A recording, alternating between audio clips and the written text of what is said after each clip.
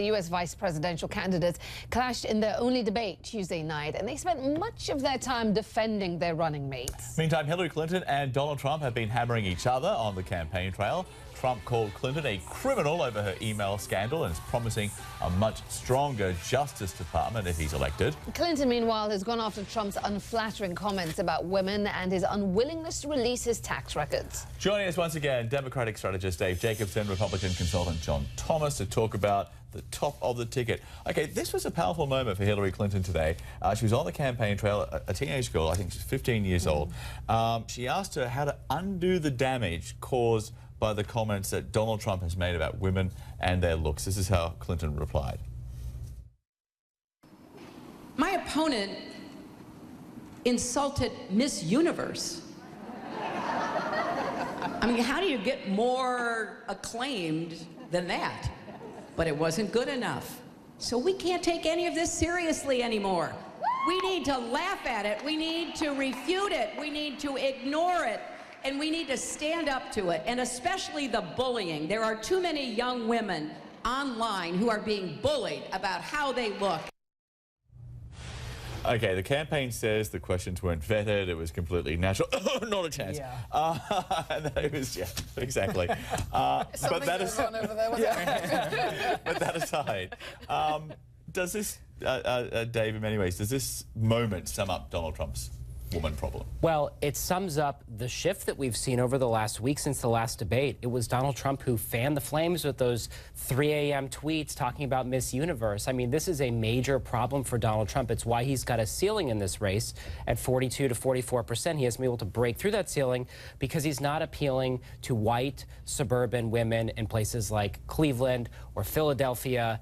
That's a major challenge for him. And he, with these belittling comments or these outrageous comments against women, like, they're the majority of the electorate. And if you can't appeal to them, you ain't going to be the next president. So, John, how do you deal with this issue, especially when you have it crystallized by a 15-year-old? How does the Trump campaign come back? It's hard. I mean, you can't make this race about things Donald Trump has said in the past. Donald Trump has to make this race about Hillary Clinton and the direction of the country and ask people if they want a change in direction. You have to, just like Pence showed it well tonight. Yeah. You can't talk about that. You've got to move forward. Not an entirely bad day for Trump. He did get a gift from the former president, Bill Clinton, about Obamacare. Listen to this. Crazy system where all of a sudden 25 million more people have health care, and then the people who are out there busting it sometimes 60 hours a week wind up with their premiums doubled and their coverage cut in half. It's the craziest thing in the world. So. Okay, the audio is a little hard to hear, but basically he's saying Obamacare, your premium's going up. It's the craziest thing in the world. Okay, so that was a softball. Here's the swing from Trump, and it's out of the park. Listen to this. President Bill Clinton came out and told the truth about Obamacare. This was yesterday. He's absolutely trashed President Obama's signature legislation. Remember, Hillary Clinton called Obamacare one of the greatest accomplishments of President Obama, of the Democratic Party, and of our country. Give me a break. Dave, what is going on with the former president? Hashtag unforced error. President Bill Clinton going rogue. No comment. Well, the fact is, Clinton isn't as slick as he used to be. In 2008... Slick Willie, no slick? He's not. No, in 2008, when Hillary Clinton's campaign was imploding, they sent him out on the back of a pickup truck, and he was a gaffe machine. No more of that? I mean, they've kept him largely under wraps. And so I would recommend they do that again. Good advice from the campaign manager. Also today we saw Trump, to your point, I think earlier, Trump back on message. Listen to this. Clinton can't talk about real problems facing our country because she's the one who helped create all of those problems in the first place. They're not going to be able to do anything about it.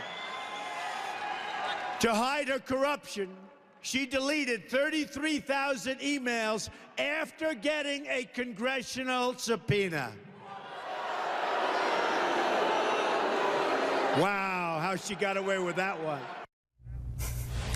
That's probably a week and a day too late. That's the message. But is that what we're going to see on Sunday at the next debate, the presidential debate? I think we're going to see that. I think we're going to see a more aggressive Donald Trump. I think he's going to try to take control of the narrative from the outset. No matter in the last debate, he needed a moderator to kind of bring the conversation along, and it wasn't there. Hillary Clinton took control. I think we're going to see, we might see a little bit of name calling, but I think Donald Trump is going to go on the attack and try to make it all about her emails, all about her corruption, and make that fundamental argument that Mike Pence made so beautifully tonight, which is, you know, Hillary Clinton is the establishment and she can't change things. And if you want to change, there's only one choice. So, Dave, what does she do? I mean, does she stick to the line of pushing the substance in the next debate, or does she just go with aggression and make it about the style? Look, I think the challenge that she has is the expectations are so low for Donald Trump at this point, so that, like, you know, anything that he does almost at this point that's better than the first debate is going to give him a leg up at the second debate. And I think that's her challenge, is like the expectations are so high for her. But I think, look, her strategy last go around of sort of egging him on, making him look unhinged, that's the right approach. I think that's where he lost the debate, was when he went on these tangents and these rants, What if and he wasn't. bite? Well, right. I mean, that she has to throw his own words back at him. And it's at a certain level, he's going to have to respond. Yeah, she has to bait him, but more importantly, she has to bait his ego and gamble that he takes the bait. Look, so far he has. It's pretty good odds. A lot of people making a lot of money on those odds. Low expectations. I've lived my life by them. Thank you so much, Gentlemen, guys. a pleasure. Thank you.